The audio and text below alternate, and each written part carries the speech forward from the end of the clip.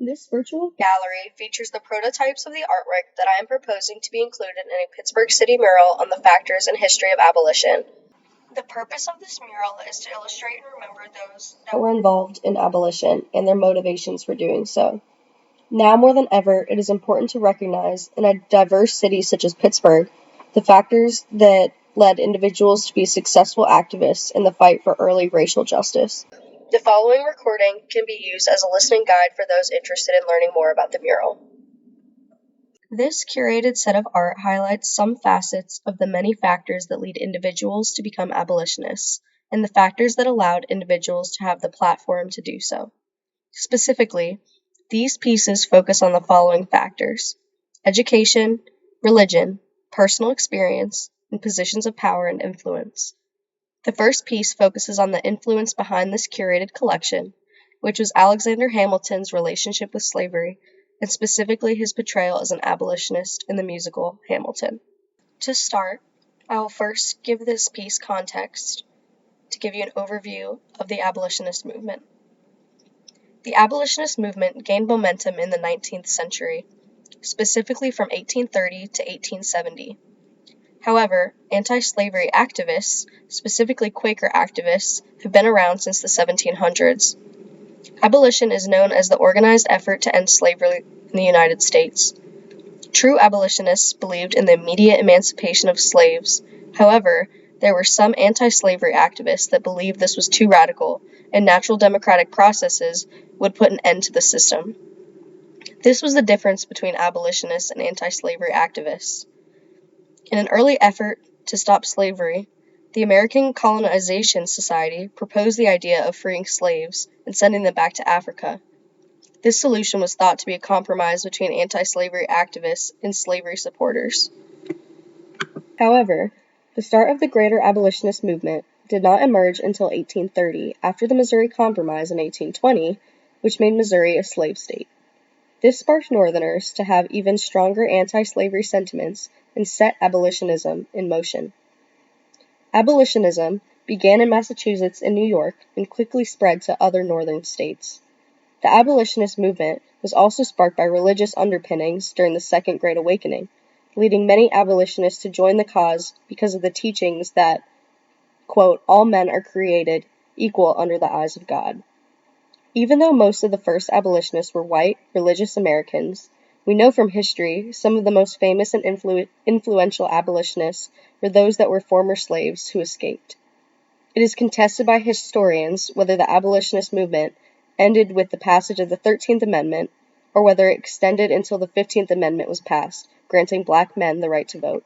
We'll first discuss the piece of artwork on Hamilton, followed by the other factors leading those to join the movement. This first piece is named Hamilton, Beneficiary of Slavery. This collection was inspired by more extensive research on Alexander Hamilton's relationship with slavery and the portrayal of him as an abolitionist in the musical Hamilton. The first piece exemplifies the many factors that Hamilton possessed that could have led to his active participation in the abolitionist movement. However, although Hamilton may at some points have expressed abolitionist sentiment and moral opposition to slavery, he was far from an abolitionist. First, it is necessary to mention the attempts Alexander Hamilton made at anti-slavery sentiment.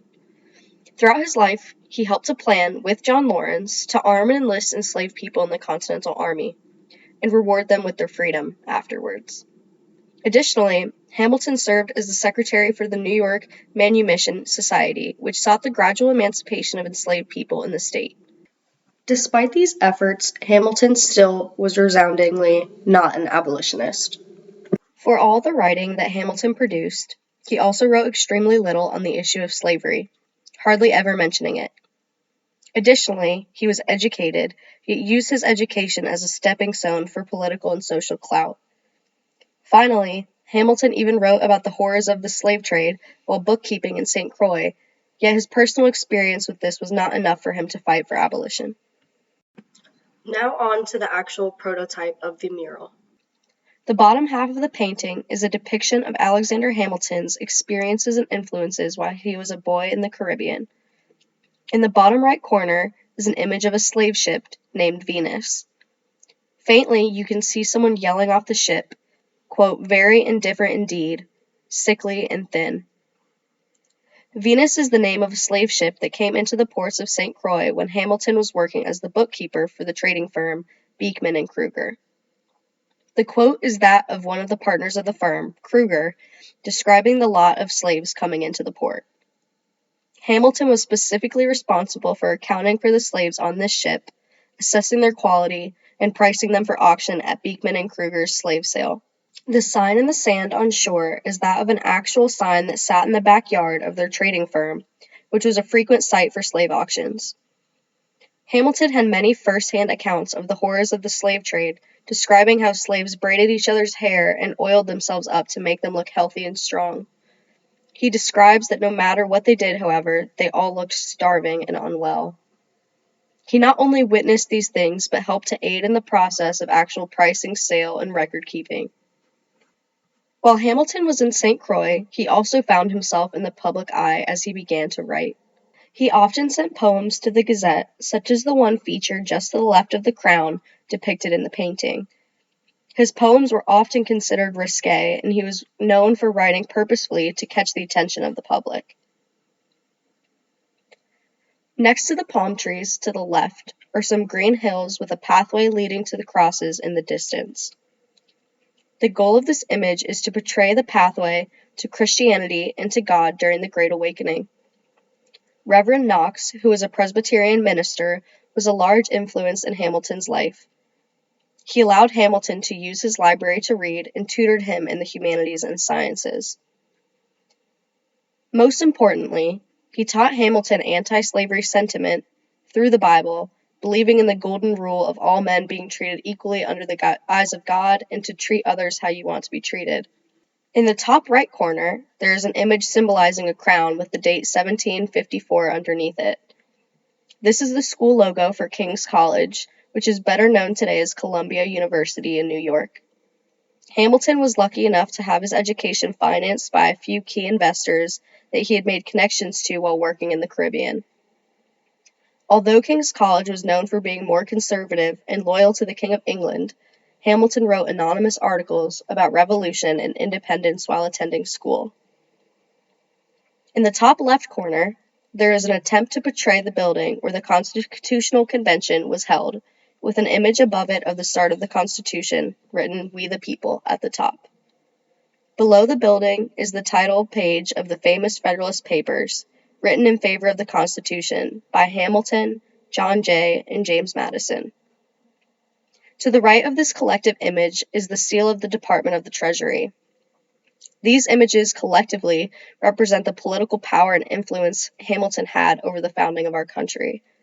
He supported the Constitution and established the Treasury, two large institutional structures that shaped the economics of our country, as well as supported the institution of slavery by continuing to benefit off of its existence. Overall, Hamilton had influence and experience with each of these factors that led others to join the abolitionist movement, yet he still made decisions that allowed him and others to benefit from slavery. The second piece depicts one of the four main factors that led to others becoming abolitionists: education. This piece is called Education as a Means for Liberation. This piece highlights the different facets that led individuals in the 1700s and 1800s to become educated and have the tools and knowledge to join the fight for abolition. Educating slaves and women was a key factor in the mobilization of abolition and giving individuals the skills they needed to be influential in the movement. There was some discourse, even amongst African Americans, that in order to liberate blacks, slaves were not to be emancipated until they understood the meaning of liberty and had been educated to survive as comfortable citizens. There was a deep-rooted sentiment that education would allow blacks to become civilized, and until they did so, they should not be free.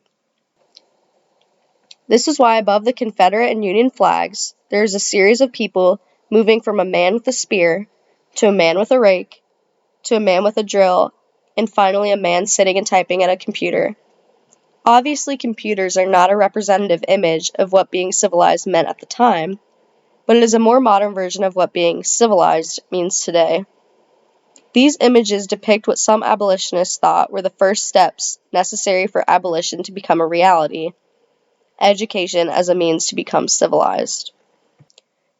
The significance of the Bible in the right bottom corner is that reading the Bible was a justified means for slaves to become educated in the South. Educating blacks was illegal in the South. However, if a slave master was a religious Christian, their slaves may have been able to read the Bible. In the top right corner, there is the Union flag and the Confederate flag with two rifles crossing in front of them. In addition to slaves learning to read the Bible, some slaves and black soldiers had the opportunity to become educated while being a part of the army during the Civil War. In addition to some abolitionists believing that becoming civilized was a means to an end for slavery, education also provided free and escaped slaves to have the tools to use their voice. For example, in this painting, the North Star is featured because it is a famous publication by escaped slave and famous abolitionist Frederick Douglass. Frederick Douglass was taught how to read and write by his slave owner's wife and found ways to teach himself while a slave. Once he escaped, he had the tools to be a prominent abolitionist through his writing and public speaking. The Liberator was a weekly published newspaper printed and published in Boston by William Lloyd Garrison to help educate and appeal to the moral conscious side of slavery rather than the political side. On the left side of the painting, there is a hand holding a pencil. On the paper it reads Uncle Tom's Cabin, which was written by Harriet Beecher Stowe. Below the hand at the very bottom of the canvas lies a pink glove. During the time period, not all men believed that women should be educated, as they were not considered equal to men in most facets of life. Regardless of education, it was not accepted for women to be in the public eye, to be involved in politics, or to speak out about their opinions. Education allowed women to become avid writers and gave them the tools to be activists through their writing in an environment where they were not accepted to speak publicly. Outspoken articles were not necessarily accepted either, but this was an outlet for many women to have a voice for the first time in any kind of form. The hand holding the pencil represents these women who were prominent writers during the abolitionist movement. Gloves were worn as a sign of femininity and status.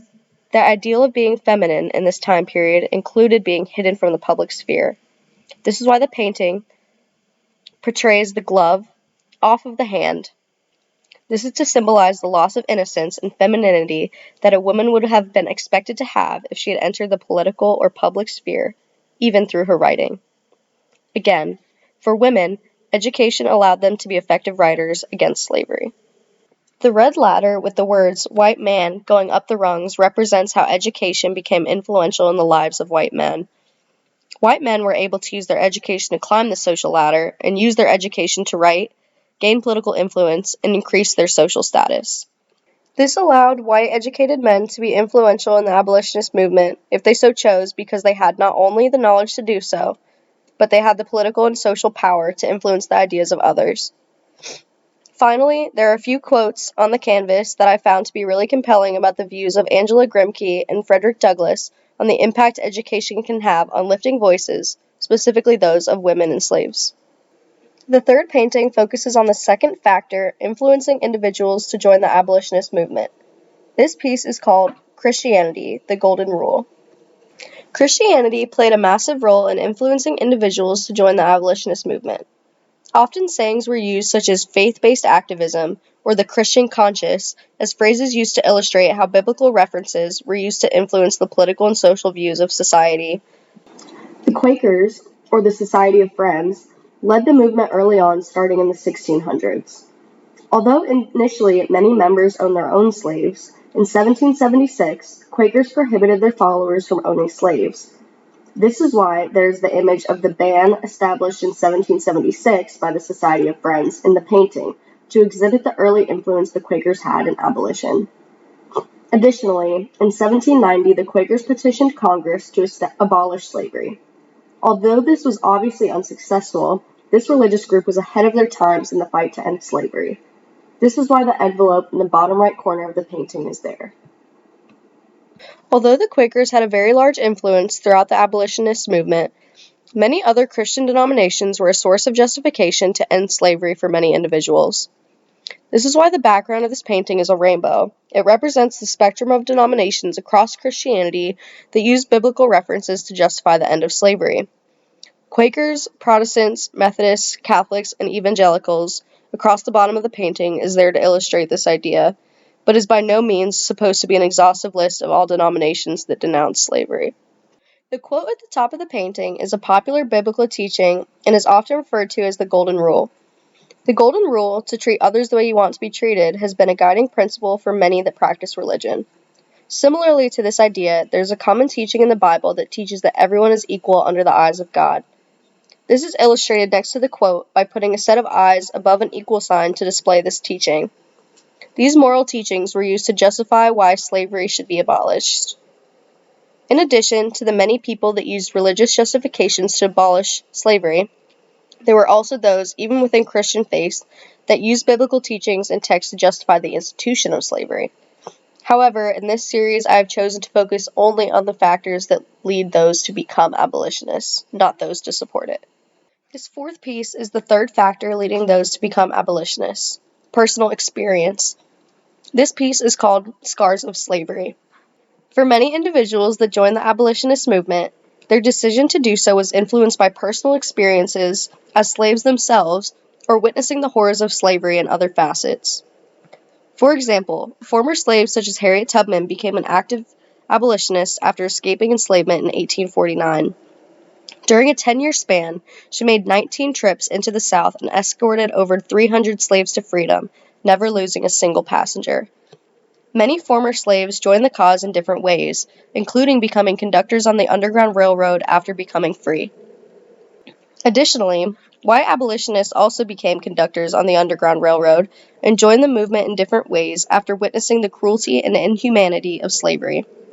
For example, Moses Brown was the son to a prosperous merchant and an apprentice at his uncle's wealthy trading firm. Brown was originally involved in the slave trade, and as part of his work for his uncle, was required to take a voyage to Africa to collect slaves and bring them back over to America. The majority of the slaves died from disease or unsuccessful revolts. After this voyage, the firm had no direct involvement in the slave trade, and Brown gradually left the family business to join the Society of Friends in a lifelong mission to end slavery. He became the leading opponent of slavery in Rhode Island, unsuccessfully petitioning the General Assembly in 1783, wrote frequently in the local press, and helped distribute anti-slavery pamphlets throughout New England. He was instrumental in the 1787 passage of a law banning the participation of Rhode Islanders in the slave trade. In 1789, he helped found the Providence Society for abolishing the slave trade with both Quaker and non-Quaker associates to help enforce this new law. He later helped to get a law passed in the U.S. Congress to forbid foreign slave ships from being equipped in American ports. He also became known for his willingness to help slaves and free blacks on an individual basis through financial and legal assistance. Another example of a famous white abolitionist that joined the fight to end slavery after having personal experience with its atrocities was Angelina Grimke. Grimke was raised on a slave-owning plantation in South Carolina and became an abolitionist writer and speaker. Along with her sister Sarah Moore Grimke, she was among the first women who began to speak publicly against slavery. The Grimke sisters witnessed the cruelties of slavery as young children and even tried to convince their family to free their slaves. They taught some slaves to read and held prayer meetings with others. They both became members of the Philadelphia Female Anti-Slavery Society and eventually the American Anti-Slavery Society. They spoke to crowds in New York and New Jersey about the horrors of slavery and wrote anti-slavery pamphlets and articles. The cases of Harriet Tubman, Moses Brown, and the Grimke sisters are just 3 of hundreds of cases of abolitionists that joined the fight to end slavery because they witnessed firsthand its horrors. This piece features most prominently the hands reaching up into the center of the canvas. These hands that are held together by chains represent all of those personally affected by the institution of slavery. The hands are purposely of all different colors to represent all those held in bondage, all with various skin tones, backgrounds, and identities. In the left bottom corner, there is a tree stump representing the type of platform slaves were often auctioned on. Above this stump reads Great Sale of Slaves, January 10, 1855. To the right of the hands features a horrid description of the slaves being sold at a particular auction. This text was found from a real ad for a slave auction in 1855 and is there, along with a tree stump, to illustrate the derogatory and inhumane language used to describe people as property. Above this text is a plantation home. The reason this is featured is also to highlight those such as the Grimke sisters that may have had the privileges of property and wealth, however chose to fight against this lifestyle to abolish slavery. Finally, in the top left corner is a rough map of routes in the United States that were used to free slaves on the Underground Railroad. This is represented as one of many means abolitionists took, both white and black, to participate in abolition after witnessing the tragedy of slavery. The fourth and final factor incorporated into this mural leading to abolition is positions of power and influence. This piece is called Nothing But Time and Money. This piece focuses on the many means that allowed individuals to become and be remembered as abolitionists. The center depicts a gathering of people that is supposed to represent a general audience. Those that became abolitionists were able to grasp the attention of some sort of audience. For some, that included other current slaves, escaped slaves, or freed slaves. For others, that may have included church congregations, colleagues, or fellow politicians. Regardless, those that we remember and those that were influential as abolitionists were able to have a certain group of people that listened to the ideas and opinions they held. For example, the famous Ain't I a Woman speech by Sojourner Truth garnered so much attention and has become a famous historical moment because she had a captive audience at the 1851 Women's Rights Convention. This is why a quote from the speech is incorporated on the left side of the painting. In the bottom right corner, there is an image of a pastor preaching. Pastors and clergy did and continue to have immense power and influence over those that they led within the church. The abolitionist movement, as noted from the earlier piece on Christianity, had an immense influence on abolitionist ideals and guiding principles on how to treat others. Therefore, pastors and church leaders had an extremely large role in spreading abolitionist sentiment.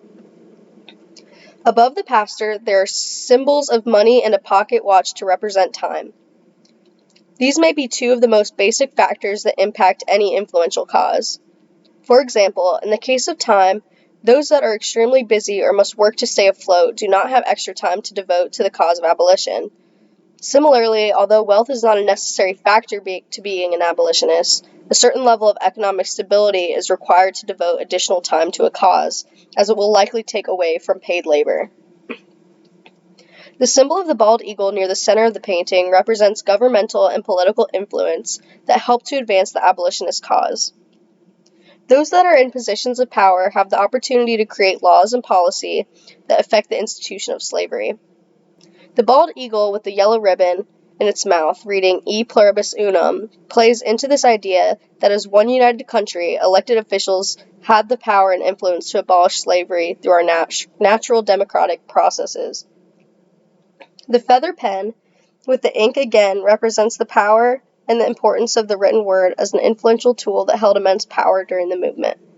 Thank you for viewing this collection. I hope that local artists may find interest in this prototype to create a city mural about the history and factors leading to abolition.